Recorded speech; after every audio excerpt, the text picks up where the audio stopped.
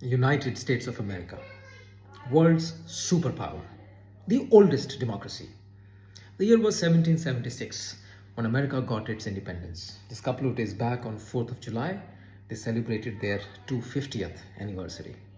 And what a growth America has seen and shown to the world over these years. Any field, science, technology, entrepreneurship, medicine, manufacturing, financial systems, it is the fulcrum and the if I'm not mistaken, must be the most successful contributor in the growth of the world. In this growth, the Indian community has contributed immensely from the 50s to 60s and even now. Indian doctors, engineers, scientists, and all the intellects have done their bit. They are amongst the most affluent of the communities, most educated of the communities, most entrepreneurial of the communities, and there are many examples of how Indians have not just gone there, they have also set up their own companies which have become multi-billion-dollar empires. If you look at now, Alphabet, which is Google, Microsoft, IBM, Adobe, MasterCard, PepsiCo, and latest to join the race, WhatsApp, Meta.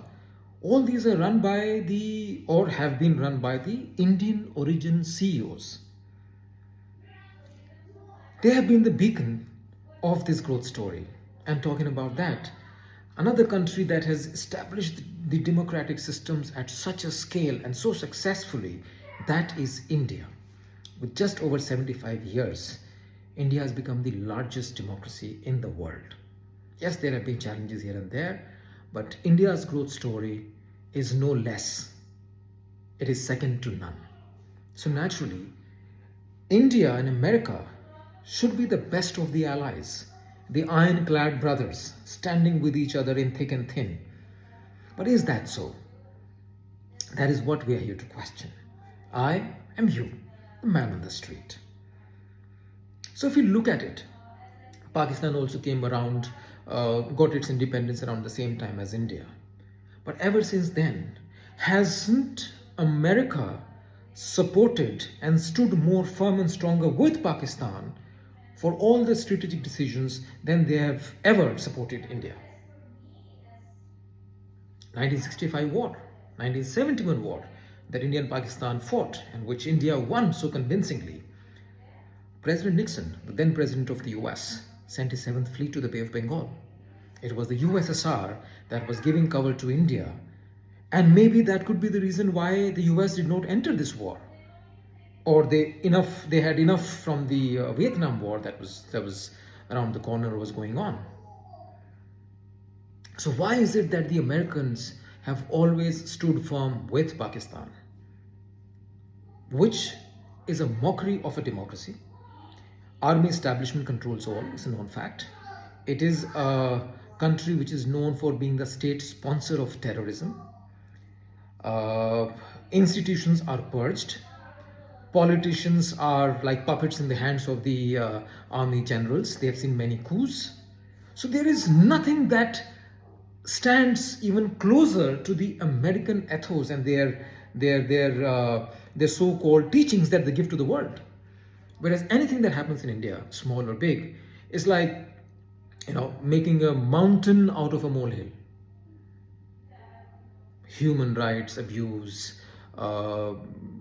institutions, minorities getting purged, getting suppressed, getting exploited. It keeps on coming in the Western news media. And latest to add, we've seen when Field Marshal Asim Munir, though by his own diktat he's become one, and that's for another day. How and PM Sharif, how President Trump was all gaga about them, appreciating them. Is it because they went there with some rocks which contains the rare earth metals?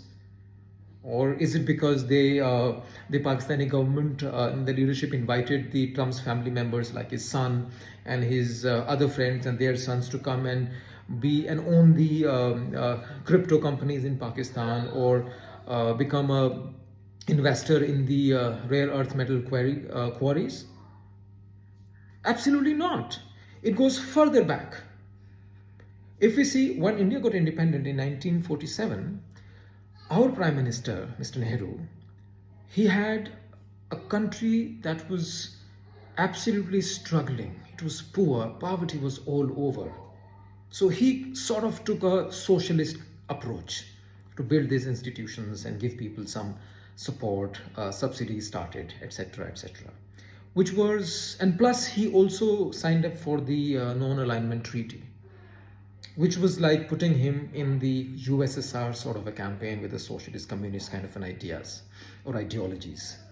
Though India was a democracy, proven one. Maybe that sort of put the rift between US and how they will treat India.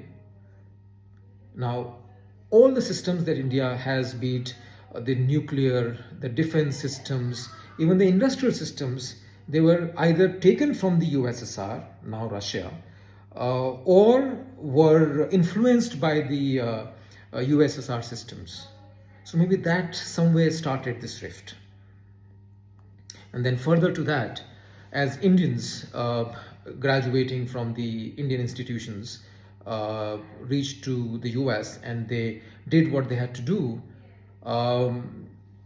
it did not change American thought line ever towards India. I remember Henry Kissinger, who was the former Secretary of State of America, he once famously quoted, "Being an enemy to America is dangerous, but being America's friend is more fatal." Somehow it holds true for all the relationships that US has had over the years, not with Pakistan. They have, maybe the Pakistanis have broken the code, used some magic, that whatever happens, US has always been bailing them out, giving them with defense supplies. Even the Pakistani Air Force uses the F series of the fighter jets. India doesn't have that. India is more about the Russian Sukhois or the Rafales from France or the Mirage and so forth. Though now that defense deals have started, but till date India does not have any of the Pakistani F series. But they've always given Pakistan that cover, IMF bailouts and so on and so forth, despite of, again, I'll repeat myself, Pakistan being the state sponsor of terrorism. Even at the UNGCA, the Americans have always taken support and side of the Pakistanis. Quite recently, the Deputy Secretary of State, who was in India, and you know what he said that revealed maybe the true character of what is going on. He said that America made a mistake by giving all the growth opportunities to China, and that's why China has become so powerful that it is challenging them, and they don't want to create the similar kind of problem with India, making India a potential threat for the future. Maybe the Americans, because Pakistan is no threat. It is a messenger state. It is geographically located in such a way that it is used being a base for the Middle East, for Afghanistan, for the Pacific and so forth. But India is just the biggest uncovered, potent market. That's what India is. And that's why we see all the American companies, from the Coca-Cola to their FMCG companies to their defense companies, India gets the outsourcing. Indian consumer base is the market, and they're the best in the marketing, no doubts about it. They create that need and get only the business revenues from India, not becoming and not even coming close to becoming the strong support as to democracies should. So first, United States of America, happy Independence Day. But high time. Being vested is good, being selfish is good, but you're not alone. It is high time that treat other democracies who are as large and big with the potential as equal, and give support instead of just going with some terrorist state, because guess what? It'll come back to your backyard sooner than later. Stay tuned.